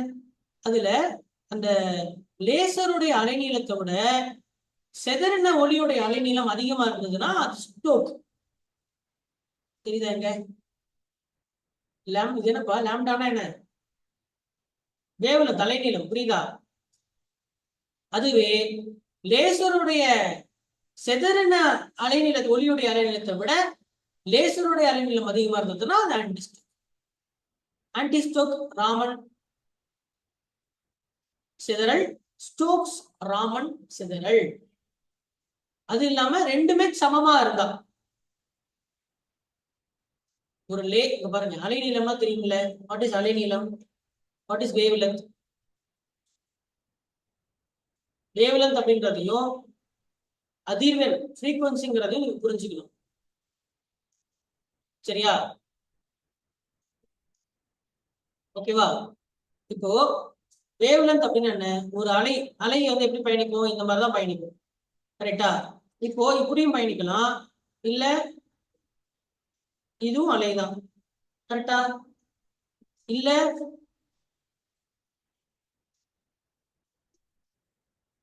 இதுவும் அலைதானே. சரி, இப்ப எப்படி இந்த அலைக்கு இந்த அலைக்கு இந்த அலைக்கு என்ன வித்தியாசம்? 3 அலைக்கு என்ன வித்தியாசம்? அப்போ ஒரு அலை அப்படின்றது இங்கிருந்து ஆரம்பிச்சு அப்படியே போய் இங்க வரை முடியுது. இதுதான் ஒரு அலை. கரெக்டா? அப்ப இதுல எத்தனை அலை இருக்கு? ஏ பி சி 3 அலை இருக்கா? அப்போ என்னப்பா, அப்போ ஒரு அலை இங்க ஸ்டார்டிங்ல இருந்து எண்டு வரைக்கும் இதோட ஸ்கேலை வச்சு அளக்குறீங்கன்னு வச்சுக்கோங்க. இந்த அலையோட ஸ்கேலை வச்சு அளந்தீங்கன்னா அதுதான் வேவ் லென்த். பேர்ல இருக்குல்ல அலை நீளம். நீளம்னால ஸ்கேல் வச்சு தான் அளப்பீங்க. இதுதான் என்னது, அலை நீளம். அப்ப அதுக்கு எப்படி வரும்? என்ன யூனிட் வரும்? நீளத்துக்கு என்ன யூனிட்? மீட்டர். மீட்டர்ல தான் சொல்லுவீங்க நீங்க. இப்ப மீட்டர்ல தான் இதுக்கு வரும். இங்க எப்படி வருது? இப்ப இது 10 மீட்டர் அப்படின்னா வச்சுக்கோங்களேன். இது 10 மீட்டர் அப்படி இருக்குன்னா இது எவ்வளவு வரும்? இது 10 சென்டிமீட்டர் வரும். இது எவ்வளவு வரும்? இது 1 மில்லிமீட்டர் வரும். அப்ப அலைநீளம்ங்கிறது இப்படித்தான் வரும். புரியுதா? சரி, இப்ப வேவ்லென்த் புரிஞ்சிருச்சு. அடுத்தது ஃப்ரீக்வன்சினா என்னன்னா, இப்ப அப்படி போகுது இல்ல, ஒரு செகண்டுக்கு எவ்வளவு போகுது? ஒரு செகண்டுக்கு எத்தனை அலைகள் போகுது? இப்ப நான் ஒரு செகண்ட்னா ஏபிசி 3 போகலாம், இல்ல ஒரு செகண்டுக்கு ஏ மட்டும் போகலாம். என்னப்பா, ஒரு செகண்டுக்கு நான் இப்படி சொடுக்கிறதுக்குள்ள எவ்வளவு அலைகள் போகுது அப்படின்றதுக்கு பேர் தான் என்னது? ஃப்ரீக்வன்சி, அதிர்வெண். அப்ப அதை எதுல அளப்பீங்க? ஃப்ரீக்வன்சி எப்படி அளப்பீங்க? ஹெர்ட்ஸ். ஃப்ரீக்வன்சி வந்து ஹெர்ட்ஸ் அளப்பீங்க. அப்போ 60 ஹெர்ட்ஸ் அப்படின்னா என்ன அர்த்தம்? ஒரு செகண்டுக்கு 60 முறை 60 அலைகள் போயிருக்கு. என்னையா, புரியுதா இல்லையா? இதுதான் அதிர்வெண். நீட்டால சொல்லுவாங்க, நீட்டா. சரியா? லாம்டா நீட்டா. ஓகேவா? இப்போ இங்க வந்து இப்போ ஒரு ஒரு ஒரு ஒளி வருது. அந்த ஒளி வந்து குறுக்க இந்த கௌசிக் வந்தா அப்படின்னு ஒரு பொருள் நிப்பாட்டிடுச்சு. நிப்பாட்டினா அந்த ஒளி என்ன பண்ணும்? திரும்ப வந்த வழியிலே போயிருமா? இல்ல, சிதறடிக்கணும் அவசியம் இல்லையே, உள்ள கூட பூந்து போலாம். அப்படி உள்ள பூந்து போயிருச்சுன்னா ஒளி ஊடுருவி போயிருச்சு இல்லையா? ஆமா. திரும்பி இப்படி இப்படி வந்துச்சுன்னா பிரதிபலிக்குது, பிரதிபலிக்குது, ரிஃப்ளெக்ட். அப்படின்னா உங்க முகம் தெரியாது. கரெக்டா? உள்ள ஊடுருவி போச்சுன்னா ஒண்ணுமே தெரியாது இல்லையா? என்னப்பா? இங்கிட்டு இதுக்கு பேர் ரிஃப்ளெக்ஷன், பிரதிபலிப்பு. இப்படி ஒளி வருது. அந்த ஒளி இப்போ இது டென்ஸா இருக்கு, இது வந்து லைட்டா இருக்கு. அடர்த்தி கம்மியா இருக்கக்கூடிய ஒரு ஏரியால இருந்து அடர்த்தி அதிகமா இருக்கக்கூடிய ஏரியாக்குள்ள அந்த ஒளி போகுது. அதாவது காத்துல இருந்து தண்ணிக்குள்ள போகுது. அப்படின்னா இந்த ஒளி ஸ்ட்ரெயிட்டா போகாம கொஞ்சம் வளைஞ்சு போகும். அதுக்கு பேர் என்ன? அது ரிஃப்ராக்ஷன். தண்ணியில ஸ்கேல் விட்டீங்கன்னா தண்ணி நேரா இருக்காது, கொஞ்சம் ஸ்கேல் அப்படி வளைஞ்சிருக்கு, பாத்திருக்கீங்களா? அதுக்கு பேரு ரிஃப்ராக்ஷன். சரியா? இப்போ ரிஃப்ளெக்ஷன் ரிஃப்ராக்ஷன்லாம் வேற வேற. Reflection, refraction.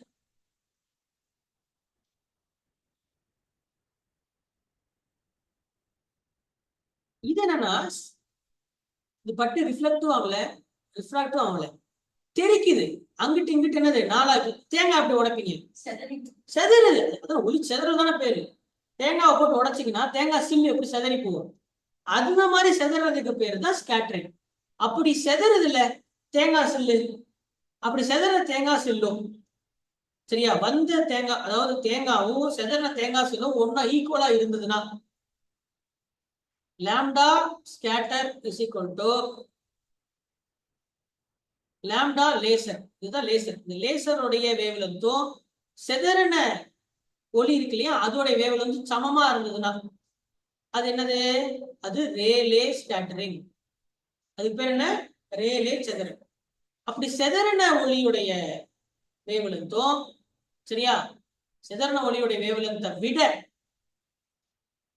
செதறின ஒளியுடைய வேவ்லென்த்தை விட லேசருடைய வேவ்லென்த் அதிகமா இருந்ததுன்னா அது என்ன ஸ்கேட்டரிங்? அது ஆன்டி ஸ்டோக்ஸ் ஸ்கேட்டரிங். அதுவே கம்மியா இருந்ததுன்னா,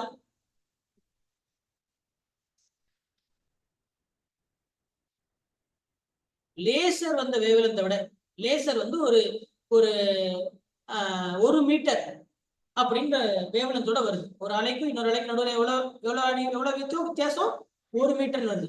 ஆனா இப்ப செதறும் போது 10 மீட்டருக்கு செதறுன்னு வச்சுக்கோங்க. அப்படின்னா அது என்னது? அது ஸ்டோக்ஸ். 1 சென்டிமீட்டர் அப்படின்னு வந்ததுன்னா 1 மீட்டர்னே வந்ததுன்னா அது ரேலே. லேசருடைய வேவ்லென்த் எவ்வளோ? 1 மீட்டர் வச்சுக்கோங்க.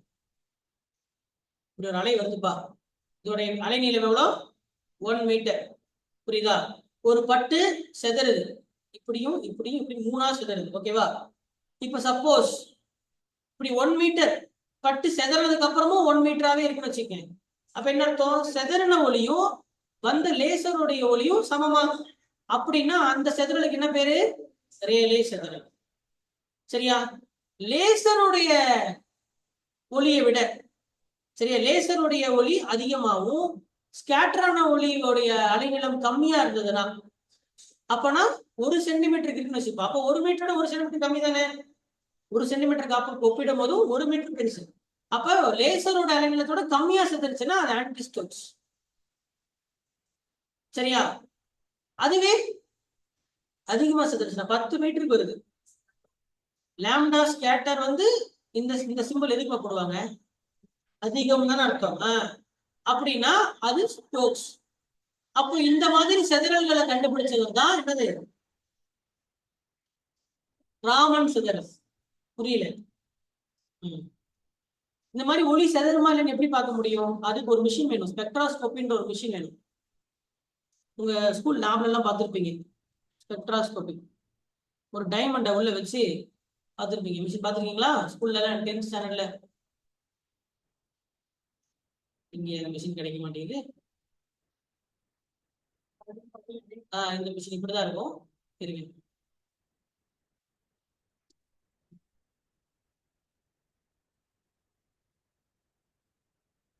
இதுதான் நம்ம ஸ்கூல்ல இருந்து ஞாபகம் இருக்கா? இதை ஒரு நடுவில் வேணும் வச்சுட்டு பிரிசம் போப்பாங்க, ட்ரையாங்கிள் வச்சுட்டு இப்படி சுத்திக்கிட்டு கரெக்டா ரீடிங் எடு அப்படிலாம் பண்ணாங்க. ஞாபகம் இல்லையா? 11th 12th பண்ணியிருப்பீங்க பயோ மேக்ஸ் படிச்ச ஸ்டூடெண்ட்ஸ். ஞாபகம் வருதா? அதான் ஸ்பெக்ட்ராஸ்கோபி. ஓகேவா? ஓகேவா? இதெல்லாம் ஸ்பெக்ட்ராஸ்கோபில பண்ண முடியாது. ராமன் ஸ்பெக்ட்ராஸ்கோபி, ராமன் விளைவு. என்னப்பா புரிஞ்சா இல்லையா? சரி, அடுத்தது போஸ். ராமன் புரிஞ்சுக்கிட்டீங்களா? அப்ப ராமன் வந்து என்ன பண்ணிருக்காரு? Sir C V. ராமன் நோபல் பரிசு வாங்கியிருக்காரு. எதுக்கு வாங்கினாரு? என்னையோ கண்டுபிடிச்சிட்டாரு, அப்படிதானே? இதைதான் கண்டுபிடிச்சாருங்க.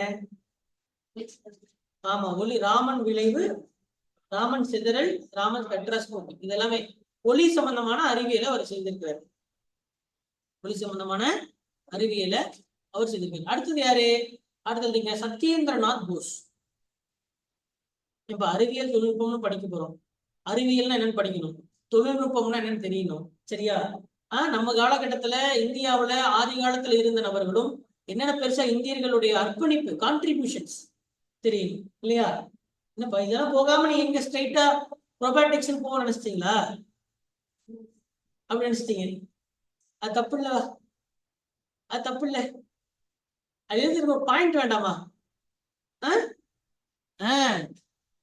சத்யேந்திரநாத் போஸ் எழுதுங்க. சத்யேந்திரநாத் போஸ் எதை பத்தி சம்மந்தப்படுகிறாரு? மேட்டர்னா என்ன, ஆட்டம்னா என்ன, மாலிக்யூல்னா என்ன அப்படின்னு துகள்களை பற்றி ஆராய்ச்சியா ஈடுபடுறாரு. பொதுவாக என்னது? All matter is made up of atoms. எல்லா உலகத்துல பேரண்டத்துல பேரண்டத்துல எல்லாமே எதால் ஆயிருக்கு? அணுக்களால் ஆயிருக்கு. அந்த அணுக்கள் ஒன்றோடு ஒன்று இணைந்து என்ன வரும்? ஒரு அணுவும் இன்னொரு அணுவும் ஒன்னா இணைஞ்சா மாலிகூல்ஸ், மூலக்கூறுகள் வரும். புரியுதா? ஆட்டம்ஸ் சேர்ந்துதான் என்னவா மாறும்?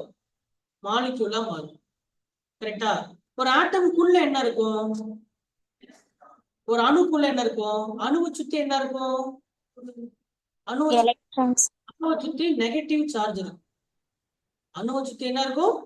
நெகட்டிவ் சார்ஜ் இருக்கும். அந்த நெகட்டிவ் சார்ஜ நம்ம எலக்ட்ரான் சொல்றோம். அணுக்குள்ள ஒரு நடுப்பகுதிக்கு என்ன பேரு? அணுவுடைய நடுப்பகுதிக்கு பேரு நியூக்ளியஸ், அணுக்கரு. அணுக்கரு என்னவா இருக்கும்? அணுக்கரு பாசிட்டிவ் சார்ஜா இருக்கும். அப்ப அணுக்கருல இருக்கக்கூடிய பாசிட்டிவ் சார்ஜுக்கு என்ன பேரு? புரோட்டான். புரியுதா?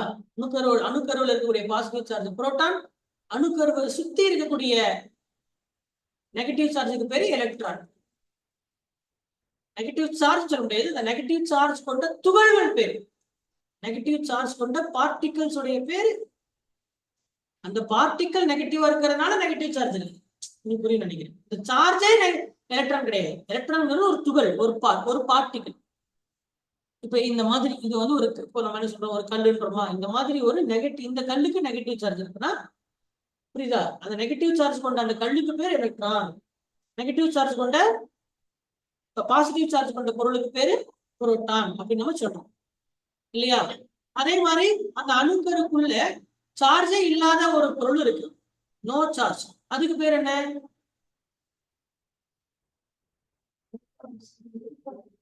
நியூட்ரான். இதெல்லாம் யார் யார் கண்டுபிடிச்சா? புரோட்டான் யார் கண்டுபிடிச்சா? அது யாரோ கண்டுபிடிச்சிருக்காங்க. ஏன்னா சிலபஸ் இல்ல சிலபஸ் இல்ல தானே? இல்லையா? அப்புறம் புரோட்டானை கண்டுபிடிச்சது யாரு? கோல்ட்ஸ்டீன். வெரி குட், சமத்து. நியூட்ரானை கண்டுபிடிச்சது யாரு? James Chadwick. அப்ப எலக்ட்ரானை கண்டுபிடிச்சது யாரு? J Thomson. J Thomson. அணுக்கருவை கண்டுபிடிச்சது வந்து ரூதர்போர்ட் சார். சரி, அணுக்கருவை கண்டுபிடிக்கல, அணுக்கரு எப்படி இருக்குன்னு கண்டுபிடிச்சாரு. அவர் ஒரு மாடல் கொடுத்தாரு. சரியா? சரி, ஓகே, ரைட். இப்போ இந்த ஒவ்வொரு ஆட்டம்ஸும் சேர்ந்துதான் மாலிகுலா இருக்கு. கரெக்டா? ஒவ்வொரு ஆட்டமும் சேர்ந்துதான் மாலிகுல்ஸ் ஆயிருக்கு. ஒரு ஆட்டமுக்கும் இன்னொரு ஆட்டம் இப்ப 4 ஆட்டம் இருக்குன்னு வச்சுக்கோங்க. சரியா? இந்த ஒரு ஆட்டமுக்கும் இன்னொரு ஆட்டமுக்கும் எவ்வளவு கேப் இருக்கு, என்னது எவ்வளவு கேப் இருக்கு, இல்ல இந்த சப்போஸ் நம்ம பக்கத்து பக்கத்துல இருக்குதுன்னா நெருக்கமா இருக்கு, இல்ல தூரமா இருக்கலாம், இல்ல ரொம்ப தூரமா இந்த 4 ஆட்டம் இருக்கலாம். கரெக்டா? கரெக்டா? ரொம்ப பக்கமா இருந்ததுன்னா அந்த பொருள் வந்து பார்க்க திடமான ஒரு பொருளா தெரியும். கொஞ்சம் தள்ளி இருந்ததுன்னா அது பார்க்க நீரை போல தெரியும். ரொம்ப தள்ளி இருந்ததுன்னா அது கேஸா மாறிடும், வாயுவாக மாறிடும். அப்போ இதுதான் என்னது, பொருள்களின் நிலை, ஸ்டேட் ஆஃப் மேட்டர், பொருள்களின் நிலை. இப்படி 3 நிலைகள் தான் இருந்தது. சரியா? அடிப்படையில் என்னதான் இருந்தது, 3 நிலைகள் தான் இருந்தது. ஆனா அதுக்கப்புறம் 4வது ஒரு நிலை இருக்கு. சரியா? 4வது ஒரு நிலை ஹைலி டென்ஸான ஹையஸ்ட் டெம்பரேச்சர் உடைய ஒரு நிலை இருக்கிற, ரொம்ப அடர்த்தியா. சரியா? எந்த அளவுக்கு அடர்த்தி அப்படின்னா அந்த ஆட்டம் நடுவுல ஸ்பேஸே இல்லை, அந்த அளவுக்கு பக்கத்துல என்ன இருக்கு, ஒன்னோட ஒண்ணு இணைஞ்சிருச்சு, பிரிக்க முடியாத அளவுக்கு என்ன ஆயிடுச்சு, இணைஞ்ச ஒரு நிலை. எப்படி வந்து ஒன்னோட ஒண்ணு இணையும், அதிக டெம்பரேச்சர் இருந்தாதான் இணையும். எவ்வளவு டெம்பரேச்சர் இருக்கணும், அதெல்லாம் 5000 டிகிரி 6000 டிகிரி அப்படின்ற மாதிரி டெம்பரேச்சர் இருந்தா தான் இணையும். அப்போ இந்த நிலைக்கு பேர் தான் என்ன, இந்த நிலைக்கு பேர், இதுதான் 4ஆம் நிலை. இந்த நிலைக்கு பேர் என்ன, பிளாஸ்மா. இந்த பிளாஸ்மாங்கிறது எங்க கொண்டு வரலாம், இயற்கையில பிளாஸ்மா இருக்குதா அப்படின்னு கேட்டா இருக்குது. ஒண்ணு சூரியன். சூரியன் என்பது திடமா, திரவமா, வாயுவா? ஒண்ணும் கிடையாது. சூரியன் என்பது ஒரு பிளாஸ்மா நிலையில இருக்கு. சரி, சூரியன் என்பது என்னது, பிளாஸ்மா நிலை. என்ன தெரியாது அது, சூரியன் என்பது பிளாஸ்மா நிலையில இருக்கு. பிளாஸ்மா எப்படி உருவாகும், high dense with under high temperature, மிக அதிக வெப்பநிலையில அதிக அடர்த்தியில என்ன இருக்கும், உருவாகுறதுதான் நட்சத்திரங்கள், அப்படி இருந்தா தானப்பா ஃபிஷன் நடக்கும். சரியா? ஒரு ஃபிஷன் நடந்தா ஒரு அணு பிளந்துச்சுன்னா எவ்வளவு வெப்பம் வரும் தெரியுமா, 10⁷ கெல்வின் வெப்பம் வரும். ஒரு பாம் ஆட்டமா வெடிச்சதுன்னா 1 கெல்வின் அப்படின்னு இல்ல, 10⁻1 கோடி கெல்வின். புரியுதா? 10⁻7 கெல்வின். செல்சியஸ் இல்ல, ஃபாரன்ஹீட் இல்ல, கெல்வின். ஆட்டமா வெடிச்சதுன்னா டெம்பரேச்சர் என்ன, 10⁻7 கெல்வின் வெப்பநிலை இருக்கு. சூரியனுடைய வெளிப்புற டெம்பரேச்சர் தான் 5000 டிகிரி 6000 டிகிரி செல்சியஸ். உள்ள போக போக போக என்ன ஆகும், ஆமா, சூரியனுடைய உட்கரு இருக்குல்ல, அங்கெல்லாம் 10⁻7 கெல்வின் டெம்பரேச்சர் இருக்கும். அப்ப அது வந்து என்னது, அது சாலிடும் இல்ல, லிக்விடும் இல்ல, கேஸும் இல்லை, அது என்னது, பிளாஸ்மா. இதே பூமியுடைய உட்கரு என்ன, பூமி இருக்குல்ல, பூமிக்குள்ள நடுவுல கோர் இருக்கா, அது என்ன நிலையில இருக்கும், சாலிடா, லிக்விடா, கேஸா? அதுவும் பிளாஸ்மா. அது சாலிட். சரியா? பூமியுடைய சன்னுடைய கோர் தான் பிளாஸ்மா, எர்த்துடைய கோர் சாலிட். சரியா? சுத்தி இருக்கக்கூடியதெல்லாம் லிக்விட் மேக்மா, சாலிட் கோர். புரியுதா? அந்த இதுவும் அந்த அடர்த்தி பத்தாது, இன்னும் அடர்த்தி ஆகும். இன்னும் அடர்த்தி டெம்பரேச்சர் அவ்வளவு, வெறும் 6000 டிகிரி செல்சியஸ் தான் சொல்லிட்டு இருக்கேன். நான் என்ன சொன்னேன், 10⁻7 கெல்வின் இங்க இருக்கு, 6000 டிகிரி செல்சியஸ் இருக்கு, வித்தியாசம். புரியுதா? அப்ப இந்த 4வது நிலை, the state of the fourth matter, என்ன மேட்டர், fourth matter பேர் என்ன, பிளாஸ்மா. அவ்வளவுதான் இருந்தது. சரியா? ஆனா நம்ம சத்யேந்திரநாத் போஸ் அடுத்த மேட்டரை கண்டுபிடிக்கிறார். சரியா? சார் 4 நாங்க இப்பதான் தெரிஞ்சுக்கிட்டோம், 5 வேற இருக்கா அப்படின்னு கேட்டீங்கன்னா, ஆமா 5 இருக்கு. சரியா? 5 என்ன அப்படின்னு கேட்டீங்கன்னா, அதுதான் 5th ஸ்டேட் ஆஃப் மேட்டர். இந்த 5th ஸ்டேட் ஆஃப் மேட்டர் இயற்கையில இல்ல. சரியா? 4 தான் இயற்கையில இருக்கு, இது லேப்ல தான் வரும், லேப்ல உருவாக்கப்பட்டது. எப்படி பிளாஸ்மாங்கிறது ஹை டெம்பரேச்சரோ, புரியுதா, 5th ஸ்டேட் ஆஃப் மேட்டர்ங்கிறது இருக்கிறதுல லோவஸ்ட் டெம்பரேச்சர், ரொம்ப குளிரான, அது ஹாட், இது கோல்டு. சரியா? இதுக்கு என்ன பேர் அப்படின்னா, இதுக்கு பேரு போஸ் ஐன்ஸ்டீன் காண்டன்சேட் என்று பேரு. போஸ் ஐன்ஸ்டீன் காண்டன்சேட், சுருக்குனா பிஇசி. அப்ப இதுல போஸ் யாரு? நம்மளுடைய சத்யேந்திரநாத் போஸ் தான். நம்மளுடைய சத்யேந்திரநாத் போஸ் தான் இந்த போஸ் ஐன்ஸ்டீன் காண்டென்செட்டை கண்டுபிடிச்சது. அவர் மட்டும் இல்ல, அவரு கூட சேர்ந்து ஆல்பர்ட் ஐன்ஸ்டீன் சேர்ந்து பண்ணதுனால அவருடைய பேர் இவருடைய பேர் சேர்ந்து வச்சிருக்காங்க. சரியா? Absolute zero. அப்சல்யூட் ஜீரோனா என்ன? அப்சல்யூட் ஜீரோ ஜீரோவா? டெம்பரேச்சர் வந்து அப்சல்யூட், அதாவது 0 கெல்வின் அப்படின்னு எவ்வளோ? -273 டிகிரி செல்சியஸ். அது அப்சல்யூட் ஜீரோ. செல்சியஸ் கெல்வின்லாம் தெரியுமா தெரியாதா? Celsius, Fahrenheit, Kelvin. இது வந்து unit, SI unit of temperature என்ன? வெப்பத்தின் எஸ்ஐ அலகு என்ன?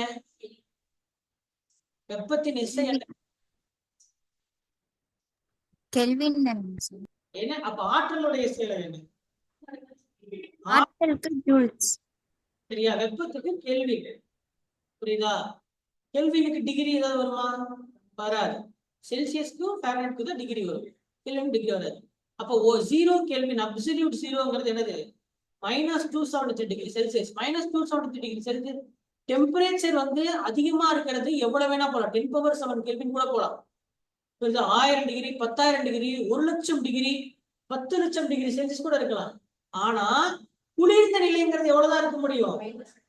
அவ்வளவுதான் கடைசி. அதுக்கு கீழே போக முடியாது. அதனால அதுக்கு பேர் அப்சல்யூட் ஜீரோ.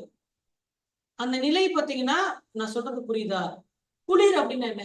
வாட் குளிர் என்றால் என்ன? What is gold?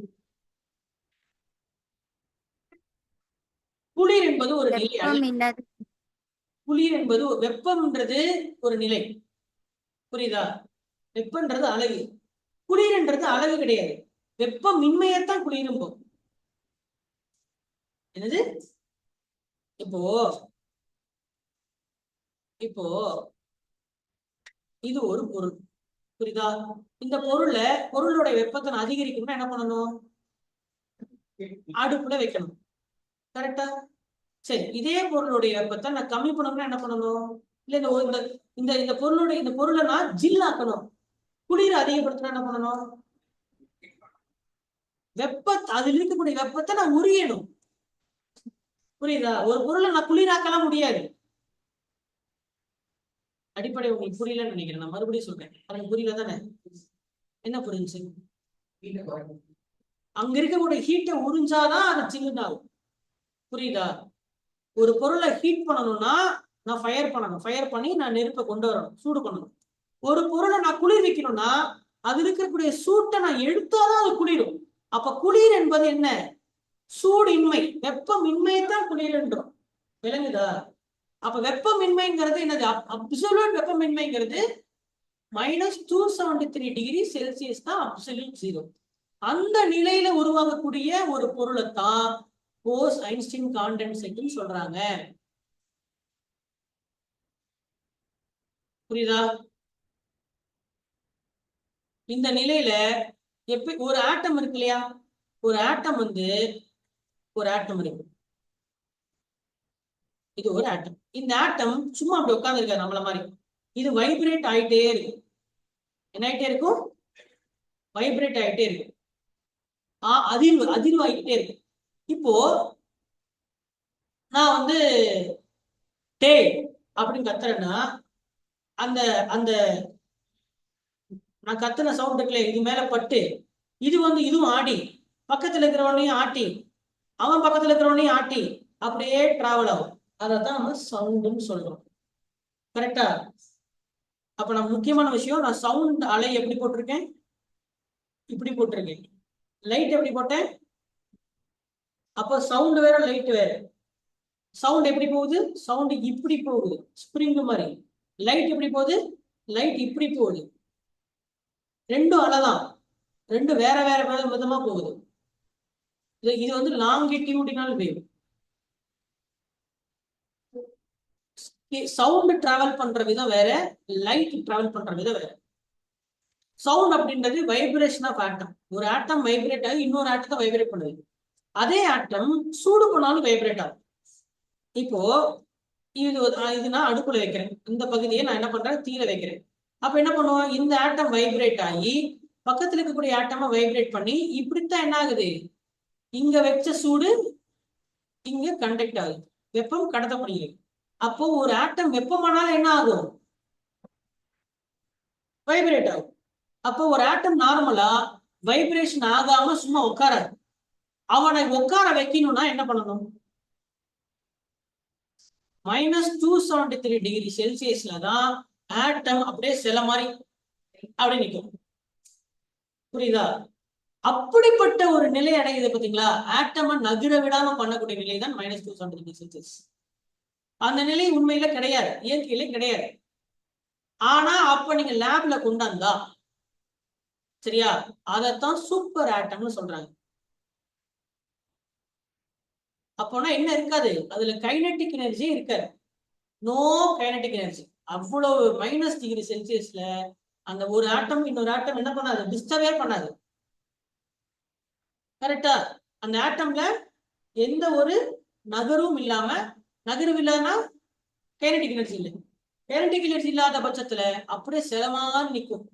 அப்படிப்பட்ட ஒரு ஆட்டம் தான் சூப்பர் ஆட்டம். அந்த நிலையில ஆட்டம் அப்படியே கொத்தா ஒன்னா வந்து என்ன ஆயிக்கும், ஒன்னோட ஒண்ணு இணைஞ்சுக்கும். அந்த நிலையை நம்ம 5ஆம் நிலை அப்படின்னு அழைக்கிறோம். அந்த நிலையத்தான் என்ன பண்றோம், பிஇசி என்று அழைக்கிறோம். என்ன பண்றோம், வெப்பம் அதிகரிக்கும் போது ஹையஸ்ட் வெப்பத்தை கூட்டிக்கிட்டே போறீங்க, 10,000 டிகிரி செல்சியஸ், 1,00,000 டிகிரி செல்சியஸ்னா என்ன ஆகுது, ஒரு ஆட்டமும் இன்னொரு ஆட்டமும் தனித்தனியா இருக்க முடியறது இல்லை. நீங்க வச்ச சூட்டுக்கு என்ன ஆகுதுன்னா ஒன்னோட ஒண்ணு இணைஞ்சு ஒரே ஆட்டமா மாறிடுது. அதை விட கனமான ஆட்டமா, இது 10 கிராம், இவன் 10 கிராம், 2 பேர் சேர்ந்து 20 கிராமா மாறிடலாம். சரியா? மறுபடியும் என்ன, நீ சூட்டை கம்மி பண்ணல, மறுபடியும் 20 கிராம் சேர்ந்து 40 கிராமா மாறிடலாம். அப்ப என்ன ஆயிட்டே போகுது, அடர்த்தி ஆயிட்டே போகுது. அதனாலதான் வெப்பம் அதிகரிக்க அந்த பொருளுடைய விரிவு கிடையாது, கனமாகுது, அடர்த்தி ஆகுது. இப்ப நீங்க பாலை சுண்ட வைக்க திக்காகுமா லைட் ஆகுமா, திக்குதான் ஆகுது. அந்த மாதிரிதான் சூரியன் என்ன பண்ணுது, அது அந்த ஆட்டமை சுட வச்சு அந்த ஆட்டம் அதனால திக்கா மாறிடுது. ஒரு ஹைட்ரஜன் ரெண்டு சேர்ந்து ஹீலியமா மாறிடுது, ஹீலியம் ஹைட்ரஜன் சேர்ந்து லித்தியமா மாறுது, லித்தியம் பெர்லியம் ஆகுது, பெர்லியம் போரான் ஆகுது. இப்படிதான் பீரியட் டேபிள் இருக்கிற எல்லா அணுவும் உருவாச்சு. அப்போ சூரியன் பிளாஸ்மா நிலையில இருக்கு. ஆட்டமை நகரவே விடலன்னா அப்ப என்ன பண்ணணும், -270 டிகிரி செல்சியஸ் அடைய வைக்கணும். அந்த நிலையத்தான் போஸ் ஐன்ஸ்டீன் காண்டன்சேட் அப்படின்னு சொல்றாங்க. இந்த லேப்ல தான் உருவாக்க முடியும்.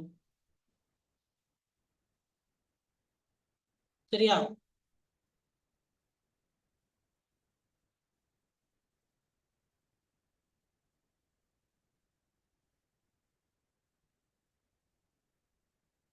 இந்த மாதிரி லேப்ல தான் உருவாக்குவாங்க.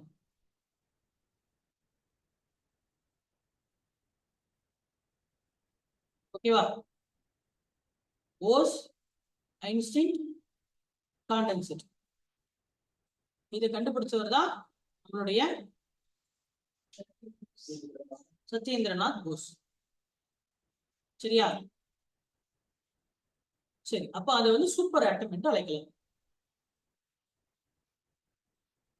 அடுத்து விக்ரம் சாராபாய்.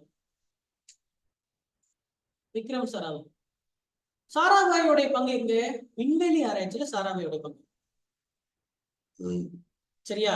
இவர் தான் 1962ல Indian National Committee for Space Research, விண்வெளி ஆராய்ச்சிக்கான இந்திய தேசிய குழு அப்படின்னு ஆரம்பிக்கிறாரு. அது சேர்த்தா இன்கோஸ்பார், சேர்த்தா என்ன, இன்கோஸ்பார் 1962. இந்த 1962ல உருவான இன்கோஸ்பார், விக்ரம் சாராபாய் உருவாக்கின இன்கோஸ்பார் தான் 1969ல இஸ்ரோ என்று பெயர் மாற்றம் செய்யப்படுகிறது. சொல்ல போனா இஸ்ரோ உருவாக்குனது யாரு? ஆமா, சரியா? இன்கோஸ்பாரோட விரிவாக்கம் பார்த்தீங்கன்னா Indian National Committee for Space research ISRO உருவானது 1969, இன்கோஸ்பர் உருவானது 1962. சரியா? அவர் தான் முதல் சேட்டலைட் உடைய மாஸ்டர் மைண்டா இருந்தார். முதல் சேட்டலைட் என்ன? ஆரியபட்டம். சரியா? முதல் சேட்டலைட் வந்து ஆரியபட்டம். அதை இப்ப ஏவுகணை செய்யணும் இல்லையா? சேட்டலைட்டை கண்டுபிடிச்சாச்சு. சரியா? சேட்டலைட்டை கண்டுபிடிச்சாச்சு. இப்ப இந்த சேட்டலைட்டை வானத்துக்கு விண்வெளிக்கு அனுப்பணும். எப்படி அனுப்ப? சேட்டலைட் எப்படி அனுப்ப முடியும்? வானத்துக்கு ராக்கெட்ல வச்சுதான் அனுப்ப முடியும். கரெக்டா? என்ன பண்ணணும்? ராக்கெட் வச்சு அனுப்பணும். ராக்கெட்ல வச்சுட்டு அது ராக்கெட். ஓகேவா? ராக்கெட். ராக்கெட்டுங்கிறது வாகனம், சேட்டலைட்டுங்கிறது தூக்கிட்டு போற பொருள், பேலோட்.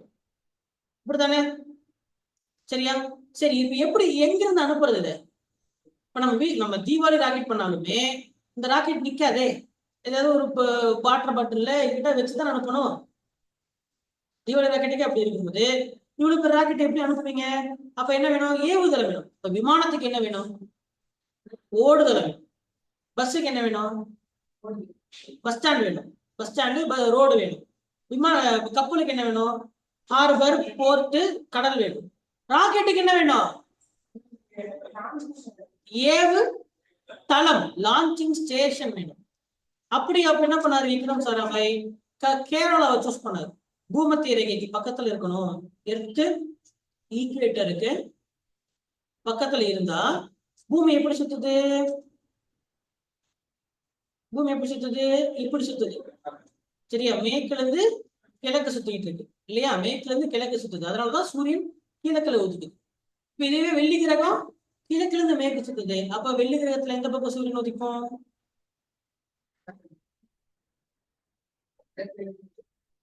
வெள்ளி கிரகத்துல மேற்குல சூரியன் உதிக்கும். ஏன்னா அது கிழக்குல இருந்து மேற்கு சுத்துது. நமக்கே கிழக்குல சூரியன் உதிக்குது. நம்ம என்ன வெஸ்ட் சைடு சுத்திட்டு இருக்கோம். அப்போ தமிழ்நாடு இங்க இருக்கு. தமிழ்நாடு எங்க இருந்து ஆரம்பிக்குது? 6 டிகிரி 4 மினிட்ஸ் நார்த்ல ஆரம்பிக்குது.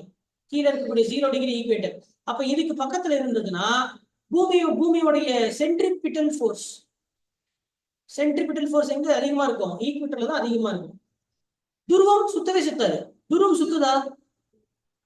துருவம் அப்படியே தானே இருக்கு. அப்போ மேல போ பூமியோட விசை, சுத்தக்கூடிய விசை கம்மியாகுது. கீழே வர அப்ப ராக்கெட் எங்க இருந்து அனுப்புறது பெஸ்டா இருக்கும்? ஈக்குவேட்டருக்கு பக்கத்துல இருந்து அனுப்புறது தான் பெஸ்டா இருக்கும். ஏன்னா அதோட வேகத்துல இப்படி விட்டுட்டு சுத்தி அப்படி விட்டுட்டோம்னா பூமியே என்ன பண்ணும்? அதை சுத்தி வெளில தள்ளி விட்டுரும். அதனாலதான் கேரளாவுக்கு பக்கம் எப்பயுமே நீங்க கவனிச்சிருக்கீங்களா? எல்லா ஏவுதளமும் ஏன் யூபியில காஷ்மீர் எல்லாம் வைக்கல? ஏன் ஈக்குவேட்டருக்கு பக்கத்துல வைக்கிறாங்க? காரணம் இதுதான். புரியுதா? அப்ப என்ன பண்ணாங்க? கேரளால தும்பா அப்படின்ற ஒரு இடத்த சூஸ் பண்ணி Thumba equatorial rocket launching station, Thumba பூமத்திய ராக்கெட் ஏவுதளம் அப்படின்னு பேர் வச்சாங்க அந்த இடத்துக்கு. அதை சுருக்குனா டர்ல்ஸ் அப்படின்னு பேர் வரும். இது கேரளா. அதுக்கப்புறம் டெவலப் பண்ணிதான் ஆந்திரால ஸ்ரீஹரிகோட்டா அப்படின்ற ஒரு தீவு, ஒரு மணர் தீவு, சாண்ட் பேரியர் ஐலாண்ட். அங்க Satish Dhawan space centre, Satish Dhawan space centre, அவரும் ஒரு விண்வெளி ஆராய்ச்சியாளர் தான். சரியா? அவருடைய நினைவா வச்சாங்க. அதுக்கப்புறம் இப்ப என்ன பண்றாங்க? இப்போ தூத்துக்குடியில தமிழ்நாட்டுல குலசேகரப்பட்டினம் அங்க ராக்கெட் ஏவுதளத்தை உருவாக்கிட்டு இருக்காங்க. விக்ரம் சாராபாய் நமக்கு மிக முக்கியமான ஒரு நபர்னு தெரியுது. அடுத்து பாத்தீங்கன்னா நம்ம அணு ஆராய்ச்சியில எப்படி பாபா அவருடைய திறமையை காமிச்சாரு, அவர் எப்படி ஒரு மிக முக்கியமான ஒரு அறிவியலாளருங்கிறத நம்ம அடுத்த கிளாஸ்ல பார்க்கலாம். இது வரைக்கும் இந்த டவுட் இருந்தா கேள்வி.